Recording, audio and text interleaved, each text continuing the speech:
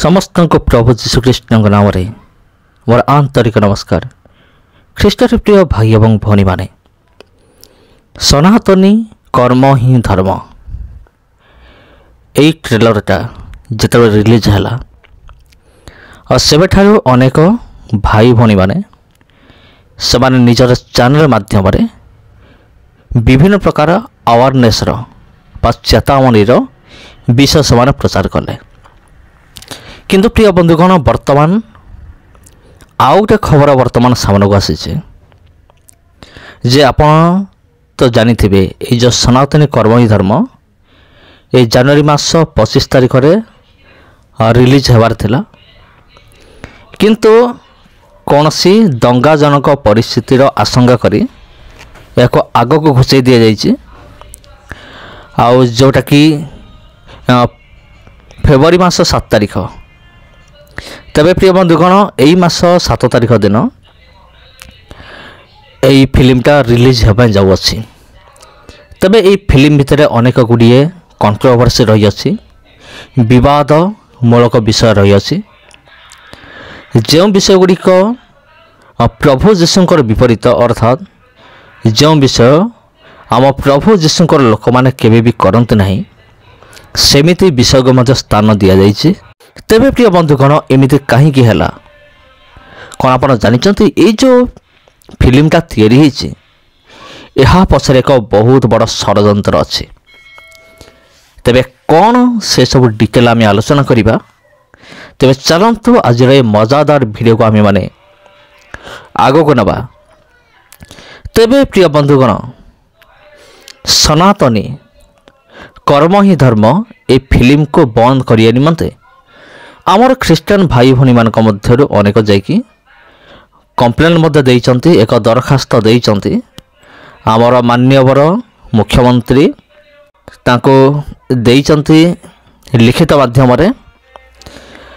आते बंधुगण देखा जाऊ कौन करुचंद आमर को माननीयवर मुख्यमंत्री मोहन माझी। तेबे फिल्मटा हुए तो बहुत बड़ विवादजनक परिस्थिति सृष्टि करिबो एक कथा आशंका करा जाउची, किंतु या पछरे कौन रही अछि षड्यंत्र, कौन साजिश अछि। तबे एक कथा को जानिया पई हेले आमको आम भारत वर्षर इतिहास को आमको जीवा को पड़िबो। तबे प्रिय बंधुगण, जदि मु आपन को प्रश्न करे जे भारत स्वाधीन होगा पूर्वर का शासन चली थिला, तेबे आपण निहाती अति सहजरे कहीदेवे जे भारत स्वाधीन होगा पूर्वर इंग्रेज मानकर शासन चली थिला। तेबे मु जदि आपण प्रश्न करे इंग्रेज मानकर शासन पूर्वर क्यों शासन थिला, तेबे मध्ये आपण सहजरे कहीदेवे जे इंग्रेज मानकर शासन पूर्वर मुसलमान मानकर मोगल मानकर शासन रही थिला ये भारत वर्ष रे। तेबे जदि मु आपन को तृतीय प्रश्न करे मुसलमान एवं मोगल मानक शासन पूर्वर ए भारत वर्ष किए शासन करुला, तेबे हुए तो आपण मध्यरु प्राय 50% लोक उत्तर दे पारिबे नहीं किमा से जानी नाहांती ए विषय। तेबे प्रकृत सत कथा होची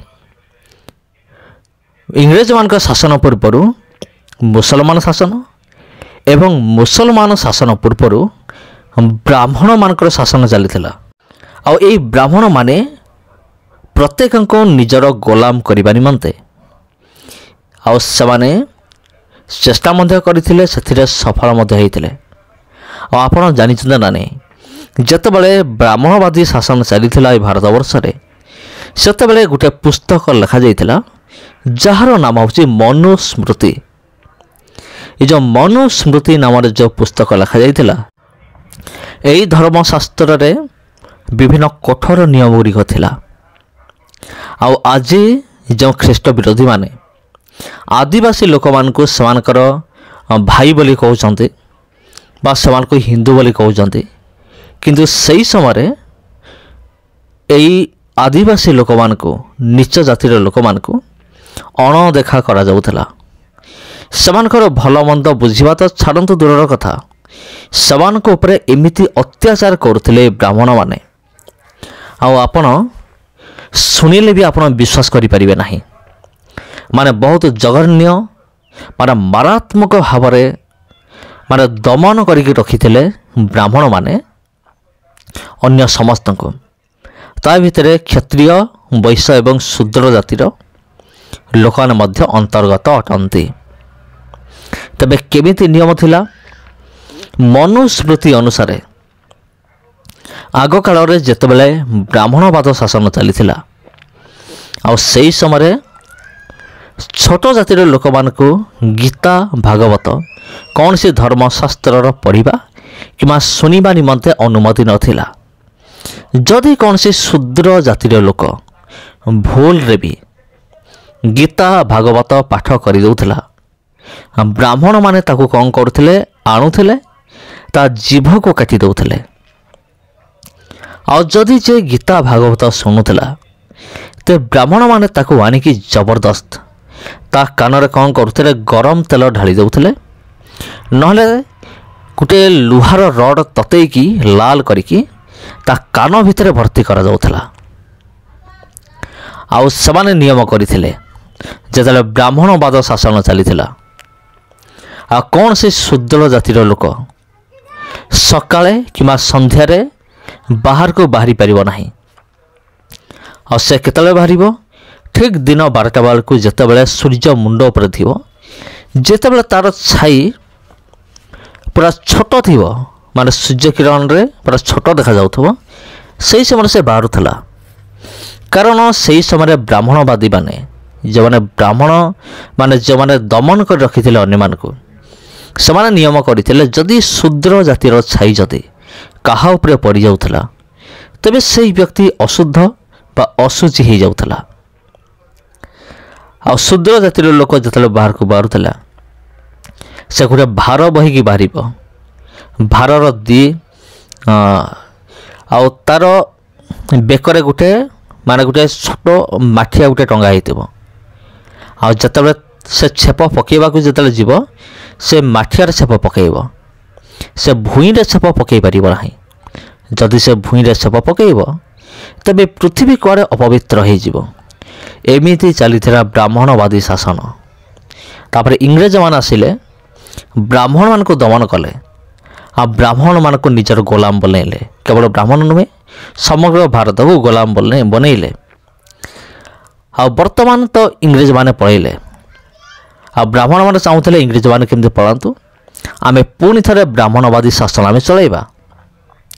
ବର୍ତ୍ତମାନ ସେ ଇଂରେଜମାନେ ନାହାନ୍ତି, କିନ୍ତୁ ଯେଉଁ ବ୍ରାହ୍ମଣବାଦୀ ଚିନ୍ତାଧାରା ଯେଉଁମାନଙ୍କର ଅଛି, ସେମାନେ ଭାବୁଛନ୍ତି ପୁଣି ଆମେ ଆଉ ଥରେ ବ୍ରାହ୍ମଣବାଦୀ ଶାସନ ଚଳାଇବା। ଆଉ ସେଥି ନିମନ୍ତେ ଏ ଫିଲ୍ମ ସନାତନୀ କର୍ମ ହିଁ ଧର୍ମ, ତାର ଏକ ମାଧ୍ୟମ, ତାକୁ ମାଧ୍ୟମ କରିଛନ୍ତି। ଆଉ ଏହାଦ୍ୱାରା ସେମାନେ କ'ଣ କରିବେ? ଫିଲ୍ମ ମାଧ୍ୟମରେ ସମସ୍ତଙ୍କ ମନରେ ଏକ ହିଂସା ଏବଂ ଈର୍ଷାର ମନୋଭାବ ପୁରେଇବେ, ଯେ ଦେଖ, ଖ୍ରୀଷ୍ଟିଆନ ଲୋକମାନେ ତୁମର ଶତ୍ରୁ, କିନ୍ତୁ ଆମେ ବ୍ରାହ୍ମଣମାନେ ତୁମର ମିତ୍ର। ଆଉ ସେମାନେ କ'ଣ କରିବେ? ସମଗ୍ର ଭାରତକୁ ପୁଣି ଥରେ ସେମାନେ ବ୍ରାହ୍ମଣବାଦୀ ଶାସନ ଦ୍ୱାରା ସେମାନେ ଶାସନ କରିବେ। ଏଇଟା ହିଁ ଷଡ଼ଯନ୍ତ୍ର। ଏଇ ଯେଉଁ ସନାତନୀ କର୍ମ ହିଁ ଧର୍ମ ଫିଲ୍ମ ପଛରେ ଯେଉଁ ଷଡ଼ଯନ୍ତ୍ର ରହିଅଛି, ଇଏ ହେଉଛି ସେହି ଷଡ଼ଯନ୍ତ୍ର। ତେବେ ପ୍ରିୟ ବନ୍ଧୁଗଣ, ସତର୍କ ରୁହନ୍ତୁ ଏବଂ ମିଥ୍ୟାକୁ ପ୍ରତିରୋଧ କରନ୍ତୁ, ସତ୍ୟକୁ ଗ୍ରହଣ କରନ୍ତୁ ଏବଂ ସତ୍ୟକୁ ସାମ୍ନା କରନ୍ତୁ। ସମସ୍ତଙ୍କୁ ମୋର ଆନ୍ତରିକ ନମସ୍କାର।